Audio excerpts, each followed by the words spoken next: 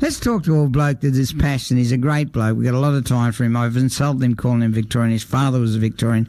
And he loves his AFL. That's fair enough. But it's still VFL to me. And when it's the Lions, Fitzroy playing South Melbourne, because that's the teams. They've still got a big supporter base in Melbourne. So let's talk about today's GF, the VFL GF that's on this weekend.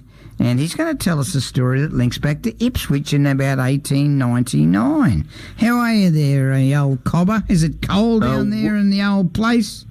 Of course, it's a trifle chilly in the old place here, Danny, but we'll warm up with a good walk later on. But, hey, I'm a Queenslander. I love Queensland. That's why I'm here, because we want to see a Queensland team win. Because the Brisbane Lions, absolutely northern stars, but there is that connection to history. Fitzroy, that is true, mate. They've got to get their own stinking team song, not the French national anthem. That's one. No, but who had it first? I'm thinking maybe the Lions had it first. I don't think so. Let's look into that. And I just think they played 2 grand finals in 2 weeks, and I think it'll be a blowout. They are. You heard it first, right here. I'm thinking they've run themselves into form. Well, that's fair enough. How to grind it. But anyhow, you're going to tell us a story about, I think, 1899, aren't you? Yeah, that's right. Everyone's talking about that, because when Brisbane Lions play Sydney Swans in the grand final on Saturday at the MCG, there is a small nod to Ipswich history there. And that's because when the last time the two teams met in a grand final, it was in 1899, as you've said. It's been publicised this week, and they were known as the Fitzroy Lions and the South Melbourne Swans. Is that a fact? Now, the last time they met was way back in the grand final was 1899. That's right, 125 years ago. Now you got me interest. And good news, Danny. Fitzroy / Brisbane won that match by 1 point.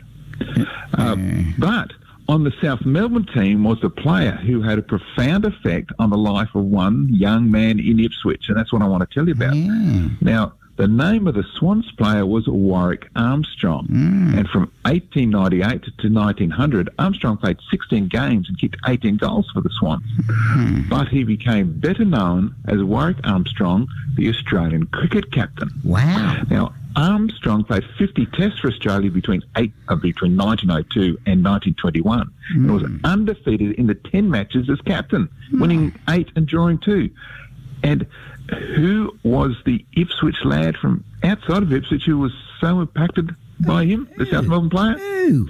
His name was Bert Ironmonger. I knew his brother, Bert Steelmonger.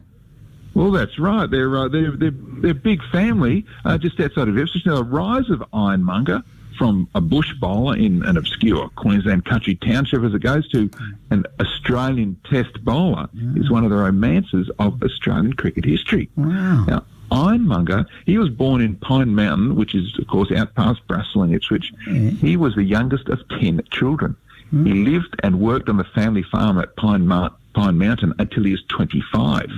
And he played cricket for the Albert Club in Ipswich for 15 years. He took over 1,000 wickets at an average of less than 6 runs a wicket. Wow.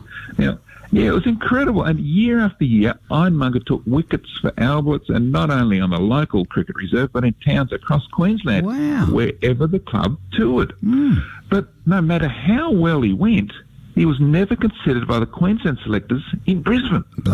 Now, the president of the Ipswich and West Moreton Cricket Association, his name was Norman Cossart, and he was an extremely vocal critic of the Queensland Cricket Association. He really took him on because, in his words, it was appalling treatment that they meted out to the country players, including, of course, Bert Ironmonger. Now, Cossart later acknowledged that if it wasn't for the former South Melbourne footballer, Warwick Armstrong, who saw Ironmonger bowl, that the boy from Pine Mountain would never have received the true recognition that he deserved.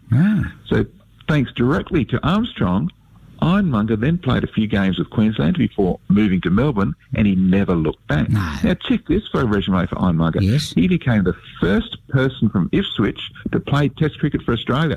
He's the first. What's his name? Bert Ironmonger. Bert Ironmonger, the first Ipswich Test cricketer. He played 14 tests between 1928 and 1933, and in fact, he became Australia's most successful left-arm bowler of his time. Wow. Now, you'll like this, because Ironmonger did all this despite only having the thumb and the little finger on his bowling hand. So there's a bit of an accent there. And he was so old when he debuted that he lied about his age because he was worried about it affecting his prospects. So as a result, he's a world test record holder. You see, Ironmonger is the second oldest test cricketer in the world, having played his last match at almost 51 years old. Wow. He's also the oldest ever test cricketer to take a 5-wicket haul and the oldest to take 10 wickets in a match. So, Danny, if it wasn't for Warwick Armstrong, who played for South Melbourne Swans in the 1899 Grand Final, AFL Grand Final, the world would never have heard of Ipswich's first test cricketer, Bert Ironmonger. Bert Ironmonger. I wonder if the Ironmongers still live around the place. Oh, I reckon there would. There were 10 children back in the 1880s, so I reckon there's a few of them about. Wow. A bit like the Plant family. Oh, the Paul Plant is our horticulturist. His mother's still alive. She's had 10 kids. Well, what do they know about television?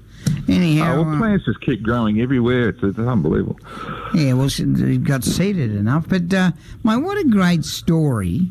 What a great story from the man they call HistoryOutThere.com. It's a very unusual name. How does that go when you put in the tax form, History Out There, and they call you up and say, is that you, HistoryOutThere.com?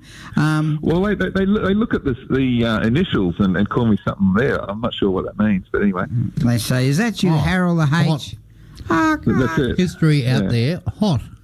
Oh, yeah. See, he's hot. So go to HistoryOutThere.com. There's so many great stories there. And you got to check this one out, and maybe do some research on the Bert Ironmonger as well, because he's the first Test cricketer from Ipswich, the first. And that only happened because of a South Melbourne footballer who played in the 1899 AFL Grand Final. What a great story! We talk sport here. We talk life right here on West Bremer Radio. It's 8:19.